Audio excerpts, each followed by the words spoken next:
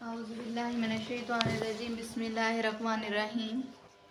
ये हदीस जो मैं करने लगी हूँ ये हुस्ने सलूक के बारे में, मतलब माँ बाप के साथ हुस्ने सलूक। हुज़ूर सल्लल्लाहु अलैहि वसल्लम से किसी ने पूछा कि मेरे हुस्ने सलूक का सबसे ज़्यादा मुस्तहिक कौन है, तो उन्होंने जवाब दिया कि तुम्हारी माँ। फिर पूछा फिर कौन है, तो उन्होंने फिर जवाब दिया तुम्हारी माँ। तीसरी मरतबा पूछा कि आपका हुस्न सलूक का हकदार कौन है, तो उन्होंने कहा तुम्हारी माँ। चौथी मरतबा जब उस शख्स ने पूछा कि हुस्न सलूक का हकदार कौन है, तो फिर उन्होंने कहा तुम्हारा बाप। हुस्न सलूक का मतलब है खूबसूरत इखलाक, मतलब कि आप अपने माँ बाप के साथ खूबसूरत तरीके से पेश आएँ। ये नहीं कि आप उनकी कहना ना माने और उनका मतलब नाफरमानी करें। कुरान मजीद में भी वालिदैन के साथ हुस्न सलूक के साथ बर्ताव करने का फरमाया गया है। एक दफ़ा आप सल्लल्लाहु अलैहि वसल्लम मिंबर पर बैठे थे, तो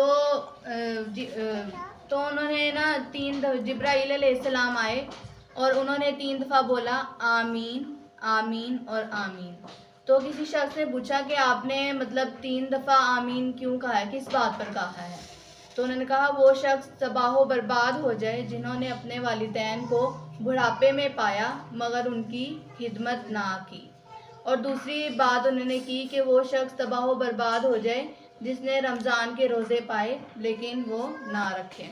और तीसरी बात ये थी कि जिसने मेरा मतलब नाम सुना, जैसे कि आते ना हज़रत मोहम्मद सल्लल्लाहु अलैहि वसल्लम, लेकिन उस पर दरूद ना भेजा, तो वो भी शख्स तबाह बर्बाद हो जाएगा जिसने आप सल्लल्लाहु अलैहि वसल्लम पर दरूद ना भेजा। कुरान मजीद में भी वालिदैन के हुस्न सलूक पर काफ़ी गौर किया गया है।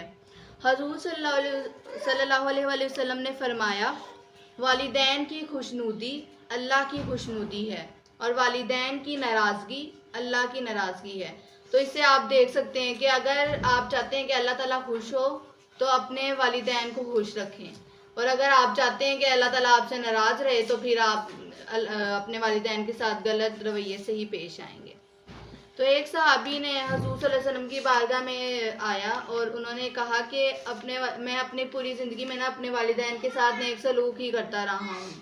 तो उन्होंने कहा कि अब वो इंतकाल कर गए हैं, तो अब मैं उनके साथ किस तरह हुस्न सलूक करूँ?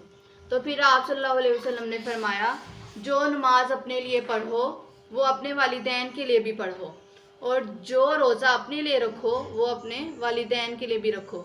यानी इसका ये मतलब है कि अगर कोई अच्छा काम करो या कोई नफल वगैरह पढ़ो या कोई अच्छी चीज़ करने लगो, सदका वगैरह करने लगो, तो इसमें नियत कर लो कि मतलब ये मेरे वालिदैन को भी सवाब जाए इसका। तो मतलब अगर आपके वालिदैन इंतकाल कर गए हैं, फोत हो गए हैं, तो उसके बाद भी आप इस तरह उनके साथ हुस्न सलूक कर सकते हैं। माँ की फजीलत बताते हुए भी फरमाया गया है अल जन्नतु तहता अक़दामुल उम्महात, जन्नत माओ के कदमों तले है। एक मर्तबा एक शख्स की रूह नहीं निकल रही थी, तो किसी ने आप सल्लल्लाहु अलैहि वसल्लम को बताया कि किसी ने आप सल्लल्लाहु अलैहि वसल्लम ने किसी से पूछा कि इसका माजरा क्या है कि उसकी क्यों नहीं रूह निकल रही। तो पता चला कि उसने अपनी माँ की ना नाफरमानी की है। अब देख लें, उसने माँ की नाफरमानी की और उसकी फिर रूह नहीं निकल रही थी, मतलब जिस्म से। तो हज़ूर सल्लल्लाहु अलैहि वसल्लम ने कहा तुम ना लकड़ियाँ ले आओ, हम इसको जला देते हैं उस शख्स को, क्योंकि उसकी रूह नहीं निकल रही। तो यही तरीका था कि उसको जला देते हैं तो फिर ही वो मतलब उसकी रूह निकलेगी। तो इस पर उसकी माँ कांप उठी और उसने फ़ौरन अपने बेटे को माफ़ कर दिया।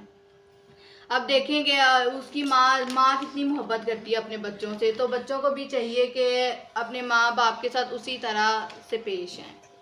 हज़रत अब्दुल्ला बिन उमर से रवायत है कि एक शख्स हज़ूर सल्लल्लाहु अलैहि वसल्लम की खिदमत में हाजिर हुआ और कहने लगा मैंने बहुत से गुनाह किए हैं, इसकी तौबा क्या होगी? तो आप सल्लल्लाहु अलैहि वसल्लम ने पूछा क्या तुम्हारी माँ ज़िंदा है? तो उन्होंने जवाब दिया नहीं। तो उन्होंने कहा आपकी खाला ज़िंदा है? तो उन्होंने कहा जी हाँ। तो आप वसल्लम ने कहा कि अपनी खाला के साथ हुस्न सलूक से पेश आओ, मतलब माँ का दर्जा दिया है खाला को भी, इसलिए अगर माँ नहीं है तो अपनी आप खाला के साथ हुस्न सलूक से पेश आएँ। और सबसे बड़ा गुनाह हमें मतलब बताया गया इस्लाम में कि शिर्क है। और शिर्क के बाद जो सबसे बड़ा गुनाह है वो वालिदैन की नाफरमानी है। अगर आप वालिदैन की नाफरमानी करते हैं तो आप जन्नत में नहीं जा सकते। इसलिए आप लोगों को चाहिए कि अपने वालिदैन के साथ उसने सलूक से पेश आएँ और जन्नत हासिल करें। माशाल्लाह बड़ा अच्छे से बताया इन्होंने कि वालिदैन की नाफरमानी करने से और नाफरमानी ना करने से क्या हो सकता है ना। तो जैसे माँ का मतलब ये नहीं है कि बाप को डिग्रेड करना नहीं है, बल्कि वो जो है कि 3 दफ़ा उन्होंने किया। तो ये है कि सारा दिन असल में बच्चे मतलब वालिद तो निकल जाते हैं बाहर कमाने के लिए और रोज़गार के लिए। तो वालिदा जो होती हैं, माँ जो होती है, वो घर में होती है उनकी तरबियत करने के लिए। ज़्यादा वक्त जो है बच्चों का उनके साथ गुजरता है।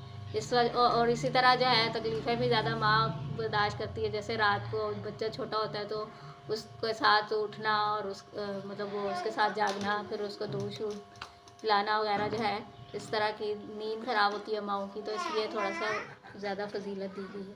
और यह कि बाप भी ज़ाहिर है बाहर जाके मुख्तलिफ तकलीफ़ों से गुज़र के कमाते हैं, तो उनकी भी जो है इज़्ज़त एहतराम और जो है मर्तबा जो हमारे लिए बहुत ज़्यादा है। तो इस अल्लाह ताला से दुआ है कि हमें माँ बाप की नाफरमानी से बचाए और उनके हर बात हर हुक्म को मानने की कोशिश करनी चाहिए।